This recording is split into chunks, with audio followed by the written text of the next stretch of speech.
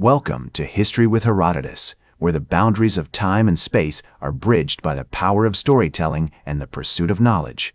Today, we embark on a journey to explore one of the most pivotal moments in human history, the fall of the Western Roman Empire, an event that would shake the foundations of civilization and reshape the course of European history. As we delve into this epic narrative, let us first set our gaze upon the grand tapestry of the Roman Empire, once the epitome of power, prosperity, and cultural achievements. By the 5th century AD, however, the empire was beset on all sides by challenges that would test its resilience and ultimately contribute to its downfall. The year 476 AD marks a watershed moment in this saga. But to truly understand the complexity and depth of this event, we must venture further back in time.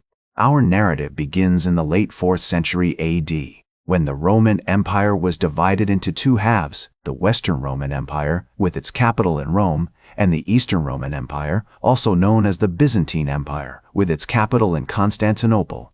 This division, formalized by the Emperor Diocletian in 285 AD, was intended to make the empire more manageable and defendable. However, it also sowed the seeds of future discord and competition between the two halves. During this period, the Western Roman Empire faced an onslaught of external pressures, most notably from various barbarian tribes that had been making incursions into Roman territories for centuries. Among these were the Visigoths, a powerful and migratory people who would play a crucial role in the empire's demise. The Visigoths, led by their ambitious king Alaric, had been seeking a place within the Roman Empire, but their efforts were met with hostility and betrayal. In 378 AD, the Visigoths clashed with the Romans at the Battle of Adrianople, resulting in a devastating defeat for the Roman legions. This battle marked a significant turning point, as it demonstrated the vulnerability of the Western Roman Empire to external threats and highlighted the internal weaknesses that would eventually lead to its collapse. As we move through the 5th century AD, the situation within the Western Roman Empire becomes increasingly dire. The empire is plagued by corruption, mismanagement, and a severe depletion of its military resources. Meanwhile, the barbarian tribes continue their relentless push into Roman territories, taking advantage of the empire's weakened state. One figure who emerges during this tumultuous period is Stilicho, a half-Vandal, half-Roman general who would briefly stabilize the Western Roman Empire through his military prowess and strategic alliances.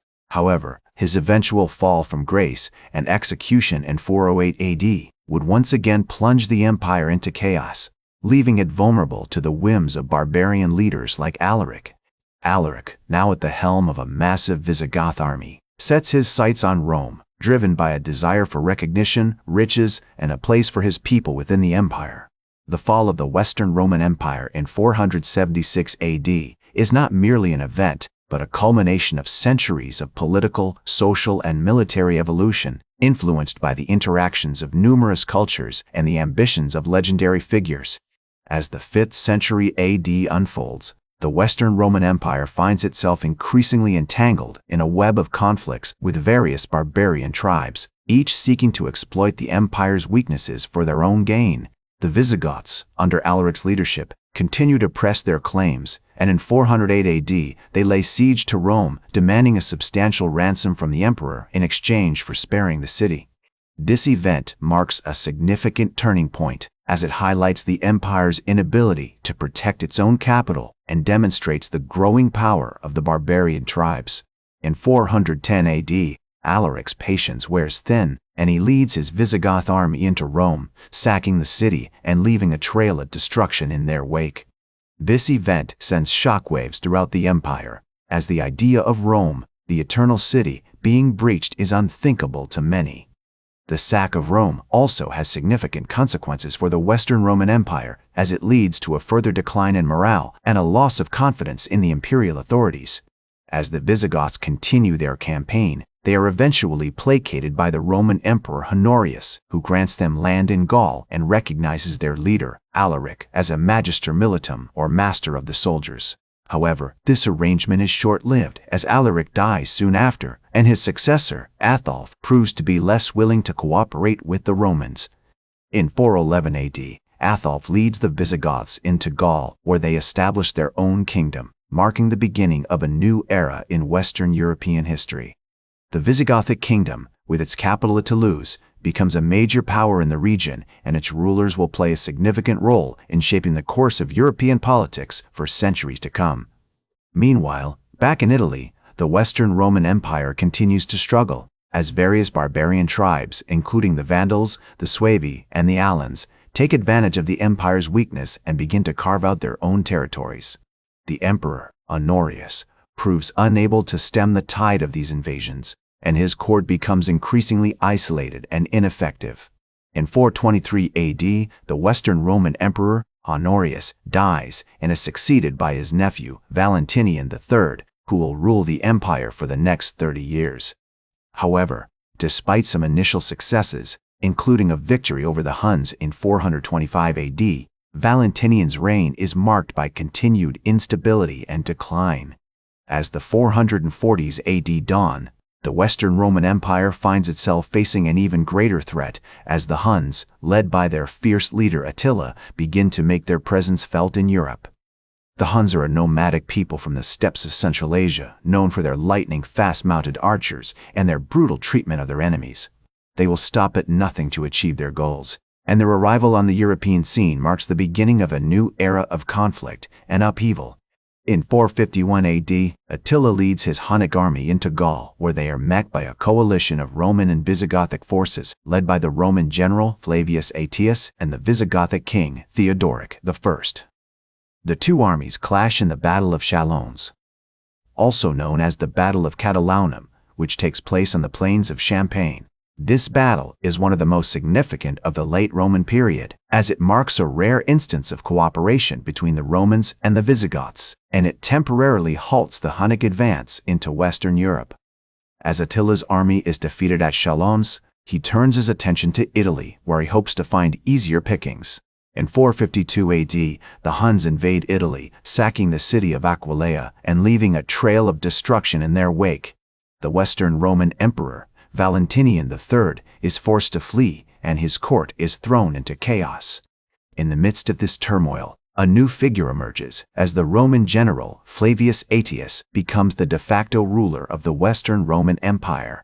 Aetius is a skilled military leader who has spent years fighting against the barbarian tribes, and he will play a crucial role in shaping the course of Western European history.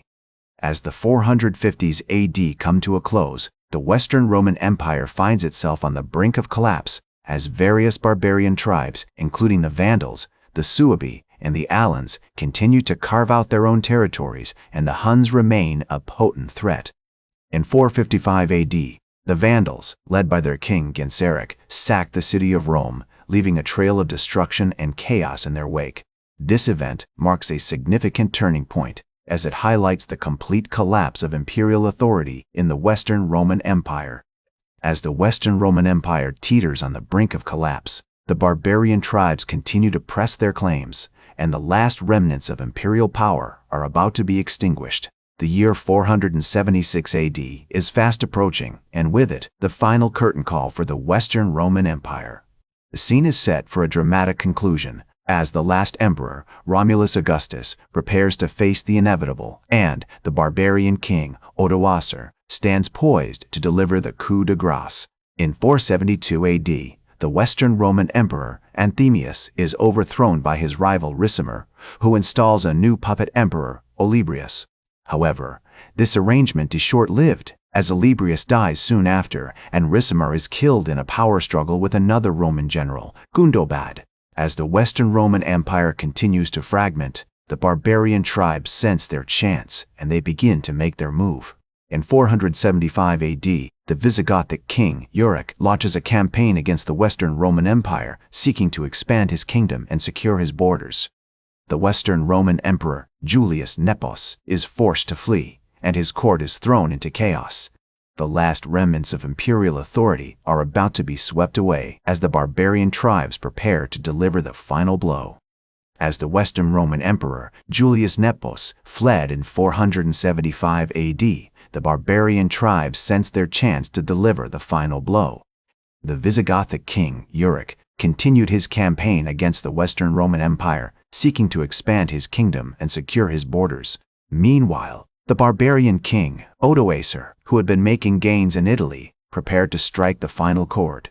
In 476 AD, Odoacer's forces deposed the last Western Roman emperor, Romulus Augustus, marking the formal end of the Western Roman Empire. The deposition of Romulus Augustus was a symbolic act, as the Western Roman Empire had been in decline for centuries. However, it marked a significant turning point in European history, as the power vacuum created by the empire's collapse allowed various barbarian tribes to establish their own kingdoms. The Ostrogoths, under the leadership of Theodoric the Great, would go on to establish a powerful kingdom in Italy, while the Franks, under Clovis I, would unite the various Germanic tribes and lay the foundation for modern France. As the Western Roman Empire faded into memory, its legacy continued to shape European society. The concept of Roman law, governance, and administration had a lasting impact on the development of medieval Europe. The Catholic Church, which had risen to prominence during the Roman Empire, would continue to play a dominant role in shaping European culture and politics.